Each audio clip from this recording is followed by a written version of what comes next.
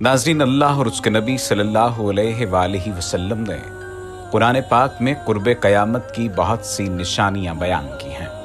उनमें इमाम महदी का ज़हूर, हज़रत ईसा अलैहिस्सलाम का नज़ूल, दज्जाल की आमद और दीगर वाक़यात शामिल हैं। लेकिन आज हम याजूज माजूज के बारे में बात करेंगे। याजूज माजूज एक ऐसी कौम है जो अल्लाह की सख्त नाफरमान और आबादी में बहुत ज़्यादा है। उन्हें सिकंदर जुल्करनैन ने अल्लाह के हुक्म से एक दीवार के पीछे कैद कर दिया था। उनके बारे में कहा जाता है कि ये हज़रत आदम अलैहिस्सलाम के तीसरे बेटे याफिस की औलाद हैं, जिन्होंने ज़मीन पर बहुत ज़्यादा फसाद बर्पा किया हुआ था। याजूज और माजूज दो अलग कबीले हैं जिनके जुल्म से लोग तंग आए हुए थे, जिसके बाद हज़रत जुल्करनैन ने उनके आगे दीवार बनाई, जिसे सद्दे सिकंदरी या सद्दे जुल्करनैन के नाम से भी जाना जाता है। कुरान पाक में इस दीवार की तामीर का जिक्र सूरतुल कहफ में किया गया है। अल्लाह ताला इरशाद फरमाते हैं, और आपसे जुल्करनैन का हाल पूछते हैं, कह दो कि अब मैं तुम्हें उसका हाल सुनाता हूं। हमने उसे जमीन में हुक्मरानी दी थी और उसे हर तरह का साजो सामान दिया था, तो उसने एक साजो सामान तैयार किया, यहाँ तक कि जब सूरज डूबने की जगह पहुंचा तो उसे एक गर्म चश्मे में डूबता हुआ पाया और वहां एक कौम भी पाई। हमने कहा, ए जुल्करनैन, या इन्हें सजा दे और या इनसे नेक सुलूक कर। कहा, जो इनमें जालिम है उसे तो हम सजा ही देंगे, फिर वो अपने रब के यहाँ लौटाया जाएगा, फिर वो उसे और भी सख्त सजा देगा, और जो कोई ईमान लाएगा और नेकी करेगा तो उसे नेक बदला मिलेगा, और हम भी अपने मामले में उसे आसान ही हुक्म देंगे। फिर उसने एक साजो सामान तैयार किया, यहाँ तक कि जब सूरज निकलने की जगह पहुंचा तो उसने सूरज को एक ऐसी कौम पर निकलते हुए पाया कि जिसके लिए हमने सूरज के इधर कोई आड़ नहीं रखी थी। उसी तरह ही है और उसके हाल की पूरी खबर हमारे ही पास है। फिर उसने एक साजो सामान तैयार किया, यहाँ तक कि जब दो पहाड़ों के दरमियान पहुंचा, उन दोनों से उस तरफ एक ऐसी कौम को देखा जो बात नहीं समझ सकती थी। उन्होंने कहा, ए जुल्करनैन, बेशक याजूज माजूज इस मुल्क में फसाद करने वाले हैं, फिर क्या हम आपके लिए कुछ महसूल मुकर्रर कर दें, इस शर्त पर कि आप हमारे और इनके दरमियान एक दीवार बना दें। कहा, जो मेरे रब ने कुदरत दी है काफी है, सो ताकत से मेरी मदद करो कि मैं तुम्हारे और उनके दरमियान एक मजबूत दीवार बना दूं।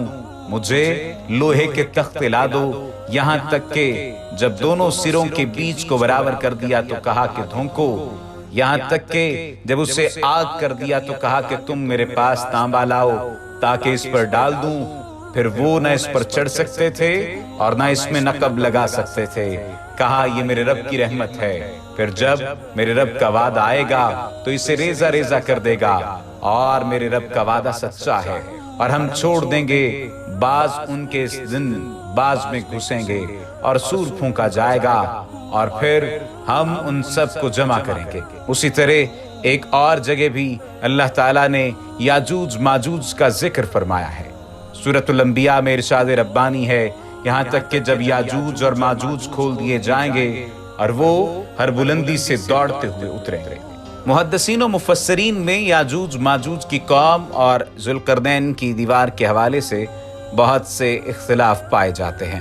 अब तक 5 ऐसी दीवारें सामने आ चुकी हैं जिनके बारे में क़यास किया जाता है कि इनके पीछे याजूज माजूज को कैद किया गया था। इनमें से एक दीवार चीन भी है, लेकिन ये आम मिसाले से बनी हुई है। यमन में दीवार मारब के बारे में भी सद्दे जुल्करनैन होने का गुमान किया जाता है, लेकिन ये सैलाब रोकने के लिए बनाई गई थी। कफ्तार में दरिया खिज़र और बहर अस्वद के दरमियान दीवार की तरह का पहाड़ी सिलसिला शिमाल और जनूब को अलग करता है।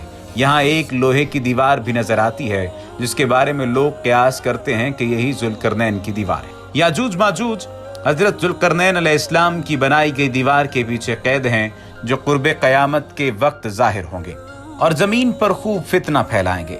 बाज रिवायात में आता है कि याजूज माजूज इस दीवार को गिराने की कोशिश करते हैं, लेकिन नाकाम हो जाते हैं। جب اللہ کی رضا ہوگی تو دیوار کی کھدائی کرنے والوں میں سے ایک کہے گا کہ کل ہم انشاءاللہ اس کو توڑ دیں گے۔ انشاءاللہ کہنے سے اگلے روز یہ دیوار ٹوٹ جائے گی۔ یاجوج ماجوج زمین پر پھیلتے چلے جائیں گے، جہاں سے گزریں گے تباہی پھیلائیں گے، مخلوق خدا کو اپنے شر و فساد کا نشانہ بنائیں گے۔ ان کا ایک گروہ جب بھاگتا ہوا جھیل تبریہ سے گزرے گا تو صحیح مسلم کے مطابق وہ سارا پانی پی جائیں گے۔ جب آخری گروہ وہاں پہنچے گا تو کہے گا کبھی یہاں پانی ہوا کرتا تھا۔ بحر تبریہ اسرائیل میں تازہ پانی کی سب سے بڑی جھیل ہے۔ اس کا ذکر تورات و انجیل میں بھی آیا ہے۔ حضرت عیسیٰ علیہ السلام نے زندگی کا بڑا حصہ اسی جھیل کے ساحل پر گزارا۔ یہاں سے قتل و غارت کرتے ہوئے یاجوج ماجوج بیت المقدس تک پہنچیں گے اور اعلان کریں گے کہ زمین پر ہمارا قبضہ ہو چکا ہے، اب ہم آسمانوں پر بھی قبضہ کریں گے اور آسمان کی طرف تیر پھینکیں گے جو خون آلود واپس آئیں گے۔ کوئی ان کا مقابلہ نہ کر پائے گا۔ روایات میں آتا ہے کہ یاجوج ماجوج کی جانب سے آسمان کی جانب سے پھینکے گئے تیروں پر رب تعالیٰ کی قدرت سے خون آن لگے گا اور وہ سمجھیں گے کہ انہوں نے آسمان کو بھی فتح کر لیا ہے۔ ان کا ظہور حضرت عیسیٰ علیہ السلام کے نزول کے بعد ہوگا۔ یاجوج ماجوج کے فتنے کے وقت حضرت عیسیٰ علیہ السلام کو حکم ہوگا کہ وہ مسلمانوں کو لے کر کوہ طور پر چلے جائیں۔ جب طور پہاڑ پر غذا کی قلت پیدا ہو جائے گی تو حضرت عیسیٰ علیہ السلام یاجوج ماجوج کے لیے بد دعا کریں گے، جس کے نتیجے میں ان کے کانوں اور گردنوں میں کیڑے پیدا ہوں گے، جن کی وجہ سے یہ ہلاک ہونا شروع ہو جائیں گے۔ مسلمان جب طور پہاڑ سے نیچے اتریں گے تو ہر جگہ یاجوج ماجوج کی لاشیں ہوں گی اور ان سے تعفن اٹھ رہا ہوگا۔ حضرت عیسیٰ علیہ السلام اللہ سے دعا کریں گے، جس کے بعد خاص قسم کے پرندے ان کی لاشوں کو اٹھا کر جہاں اللہ چاہے گا وہاں لے جائیں گے۔ اس کے بعد شدید بارش ہوگی اور ہر چیز دھل کر اجلی ہو جائے گی۔ یاجوج ماجوج کے بارے میں مختلف روایات میں آتا ہے کہ یہ 9 حصے ہیں اور انسان اور جنات ایک حصہ آبادی ہیں۔ جہنم میں بھی ہر 10 میں سے 9 کا تعلق یاجوج ماجوج سے ہوگا۔ ان کی جسمانی ساخت کے بارے میں مختلف روایات بیان کی جاتی ہیں۔ ایک روایت میں آتا ہے کہ یاجوج ماجوج کے لوگ کئی قسم کے ہیں، بعض شمشاد کی طرح لمبے، بعض طول و عرض دونوں میں 4 ہاتھ، بعض اتنے بڑے کان رکھتے ہیں کہ ایک کو بچھاتے اور دوسرے کو اوڑھ لیتے ہیں۔ ایک اور روایت میں آتا ہے کہ یاجوج ماجوج کے لوگ ایک بالشت کے ہیں، بہت لمبے ان میں سے وہ ہیں جو 3 بالشت کے ہیں۔ ابن کثیر کے مطابق یاجوج ماجوج انسانوں کی 2 قومیں ہیں۔ ہماری دعا ہے کہ اللہ سبحانہ و تعالی ہمیں ہر فتنے سے محفوظ رکھے۔ وما علینا الا البلاغ المبین۔